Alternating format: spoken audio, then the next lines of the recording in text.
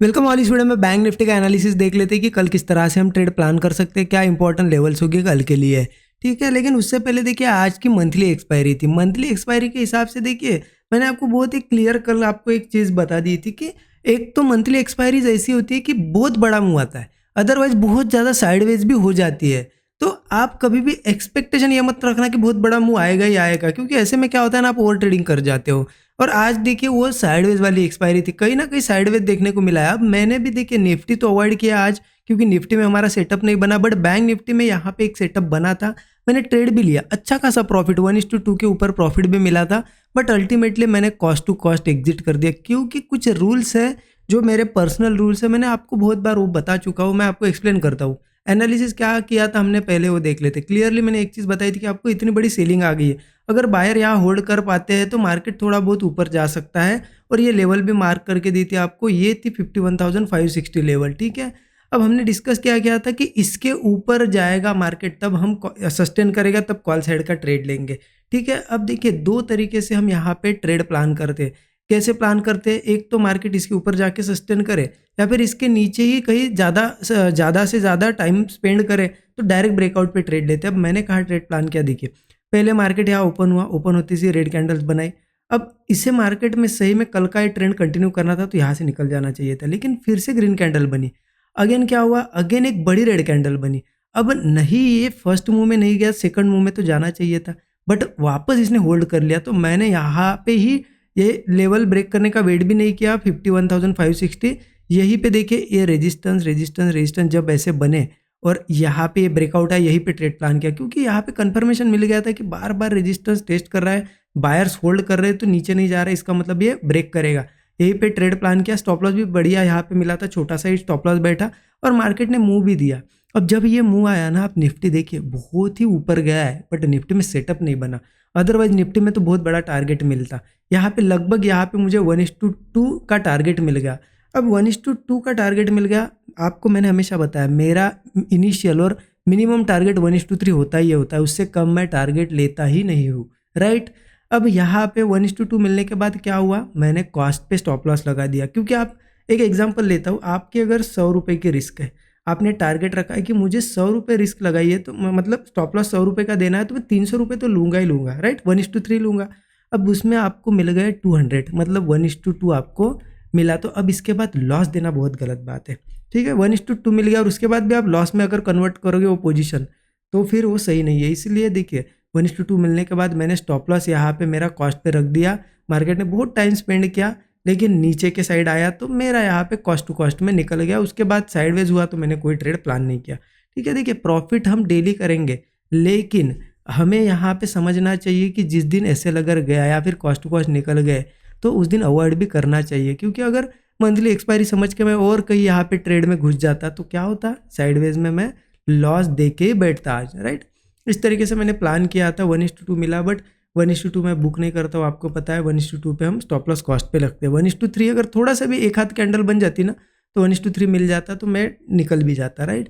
तो आपने अगर बैंक निफ्टी में ट्रेड प्लान किया तो आपने आज प्रॉफिट किया या लॉस किया, या फिर आपने कॉल वाला ट्रेड लिया या पुट साइड का ट्रेड लिया, मुझे ज़रूर बताइए, क्योंकि पुट साइड का ट्रेड तो कोई बनता ही नहीं था। फिर भी आपने अगर लिया होगा तो मुझे थोड़ा एक्सप्लेन करिए क्या आपकी थिंकिंग थी, सो दैट मुझे भी आपकी साइकोलॉजी पता चलनी चाहिए, तभी मैं आपको कुछ ना कुछ टिप्स दे पाऊंगा इंप्रूवमेंट के लिए कि कैसे इंप्रूव करना है साइकोलॉजी, राइट। और देखिए वीडियो को लाइक नहीं किया होगा तो ज़रूर लाइक कर दीजिए। चलिए देखते हैं अब कल कैसे ट्रेड प्लान करना है। देखिए कल के लिए जो ट्रेड प्लान करना है ना, बहुत ही सिंपल प्लान है कल का, ज़्यादा कॉम्प्लिकेटेड नहीं हो। मैं 15 मिनट चार्ट पे आपको एक्सप्लेन करता हूँ। 15 मिनट का चार्ट ओपन कर दिया, देखिए कहीं ना कहीं मार्केट बुलिश है आपको दिख रहा है, उसके बाद रिट्रेसमेंट कर रहा है धीरे धीरे।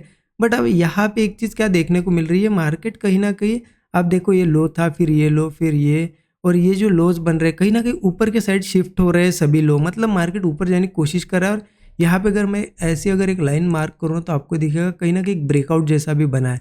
इसको मैं थोड़ा सा क्या करता हूँ ना, डार्क कर देता हूँ।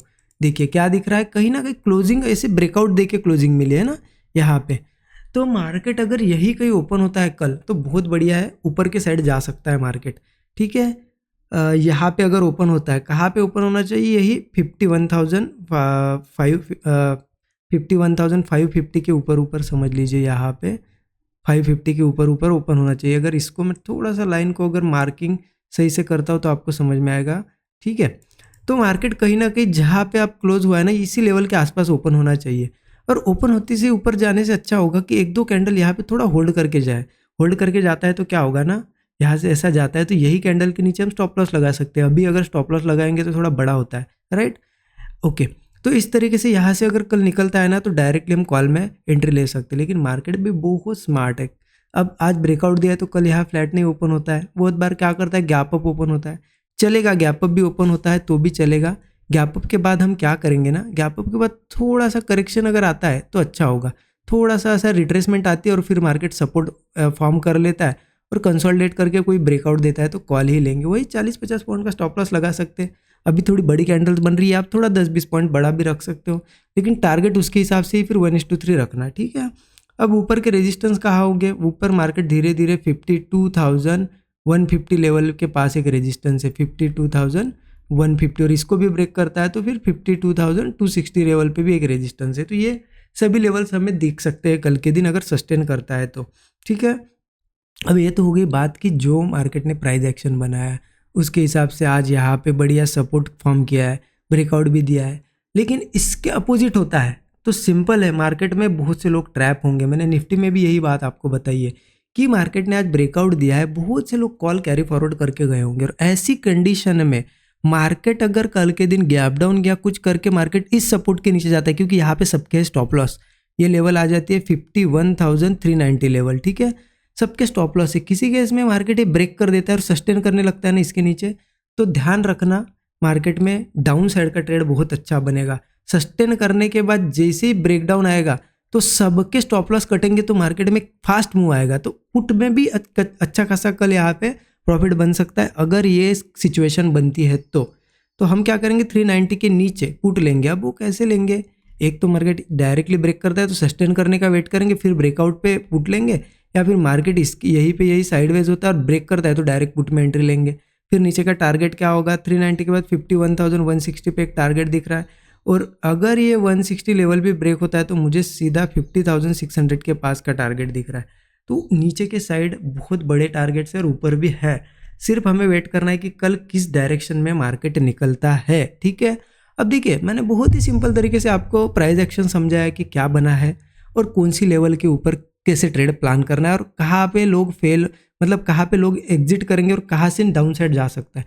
अब ये बहुत ही सिंपल आपको चीज़ लगती है, राइट, क्योंकि मैं कुछ लोगों की बात बता रहा हूँ उनको लगता है कितना सिंपल है, ये क्या सही में वर्क करेगा। आप पिछले वीडियो उठा के देख लो या फिर थोड़े दिन फॉलो करो, आपको पता चलेगा कि यही सिंपल चीज़ें रोज़ यहाँ पे ऐसी सिंपल चीज़ों पे सेटअप बन रहे हैं और बड़े बड़े प्रॉफिट्स मिल रहे हैं।